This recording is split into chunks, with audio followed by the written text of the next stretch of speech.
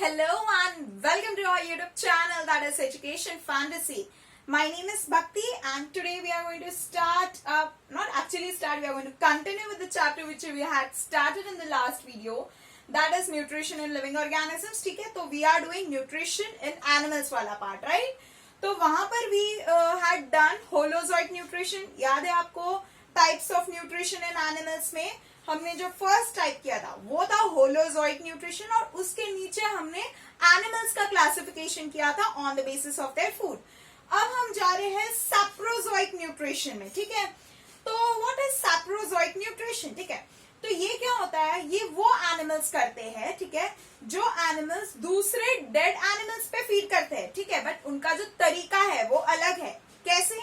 अब जो dead animals रहते हैं वो क्या करते हैं, जो डेड एनिमल्स रहते हैं उनके ऊपर ये जो एनिमल्स फीड कर रहे हैं वो लोग एक टाइप का डाइजेस्टिव एंजाइम सिक्रीट कर देते हैं. ठीक है, तो ये डाइजेस्टिव एंजाइम्स के वजह से क्या होता है, जो कॉम्प्लेक्स उनका ऑर्गेनिक मैटर है डेड ऑर्गेनिज्म का, वो जो है वो कन्वर्ट हो जाता है सिंपल से ऑर्गेनिक मैटर में. ठीक है, और ये सिंपल से ऑर्गेनिक मैटर को ये जो सैप्रोजोइक न्यूट्रिशन फॉलो करने वाले एनिमल्स है ये लोग एब्जॉर्ब कर लेते हैं. ठीक है, तो इनका इस टाइप का न्यूट्रिशन रहता है. बहुत अच्छा एग्जांपल है इसका एंड्स, बिकॉज आपने देखा होगा कभी घर में अगर समझो कोई एक छोटा सा कोई ऑर्गेनिज्म लाइक डेड है, डेड ऑर्गेनिज्म पड़ा हुआ है, तो एक एंट का पूरा लाइन ही लग जाता है and they together take it along with them, right? तो क्यों करते हैं? Because they follow saprozoic type of nutrition. ठीक है, तो वो जो एंट्स होते हैं वो लोग सैप्रोजोइक न्यूट्रिशन फॉलो करते हैं. मतलब वो जो डेड ऑर्गेनिज्म रहेगा उनके अंदर उसके ऊपर वो लोग डाइजेस्टिव एंजाइम सिक्रीट करेंगे, जिसके वजह से वो जो कॉम्प्लेक्स ऑर्गेनिक मैटर है डेड ऑर्गेनिज्म का वो सिंपल ऑर्गेनिक मैटर में कन्वर्ट हो जाएगा. और ये जो सिंपल ऑर्गेनिक मैटर है ये एंट्स एब्जॉर्ब कर लेते हैं. ठीक है, तो ये समझो सैप्रोजोइक न्यूट्रिशन. नेक्स्ट हम जाते हैं पैरासाइटिक न्यूट्रिशन पर. तो पैरासाइट्स मीन्स व्हाट, मैंने आपको न्यूट्रिशन इन प्लांट्स वाले चैप्टर में भी समझाया था कि जो पैरासाइट्स होते हैं, parasites are those organisms which can not make their own food and they live on some other organism, okay, for their nutrition.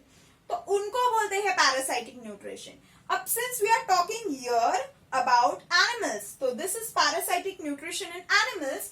तो इनके दो टाइप्स रहते हैं. ठीक है, एक टाइप जो रहता है वो होता है एक्टोपैरासाइट्स एंड एक दूसरा जो टाइप रहता है वो होता है endoparasites. Ecto means what? Ecto means outside the body. ठीक है, एक्टो का मतलब होता है आउट एंड एंडो का मतलब होता है इन. ठीक है, तो अगर मैं बोल रही हूं एक्टोपैरासाइट्स है, मतलब ये वो पैरासाइट्स है जो आउटसाइड द बॉडी रहते हैं.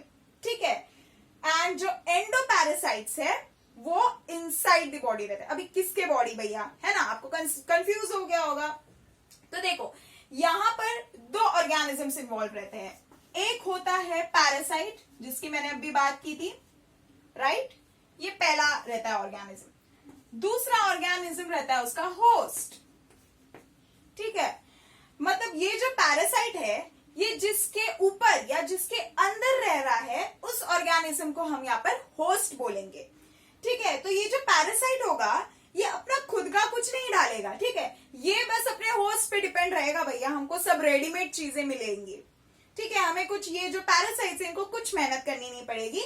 जो भी होस्ट प्रोड्यूस करेगा, जो भी होस्ट के पास रहेगा उसको पैरासाइट कंज्यूम करके वो अपनी पूरी लाइफ जो है उसी में बिता देता है. ठीक है, तो ये मतलब होता है पैरासाइट्स का. ओके, अब now let's come back two types. Ectoparasites, endoparasites. Okay, ectoparasites मतलब वो पैरासाइट्स जो बॉडी के बाहर रहते हैं. ठीक है, जो बॉडी के बाहर रहते हैं. एक एग्जांपल मैंने यहाँ पे डाल दिया, दैट इज हेड लाइस. ठीक है, जिनको हम बोलते हैं जू हिंदी में. ठीक है, तो ये जो रहते हैं कहां पर रहते हैं? हेड है उनका पोजीशन, राइट? तो they are the parasites which live in the hairs of human beings. तो यहाँ पर जो ह्यूमन बींग है वो होस्ट बन गया. ठीक है, एंड ये जो हेड लाइस है वो यहाँ पे पैरासाइट बन गया, है ना? क्योंकि ये जो हेड लाइस है वो अपना खुद का कुछ प्रोड्यूस करता है नहीं, न्यूट्रिशन प्रोवाइड करता है वो ह्यूमन बींग्स के हेड से. ठीक है, तो इसकी वजह से वो हो गया एक्टोपैरासाइट्स, ठीक है। एंडोपैरासाइट्स, नेक्स्ट स्टेप क्या है, एंडोपैरासाइट्स। एंडो मतलब मैंने बताया कि इनसाइड द बॉडी रहते हैं, राइट।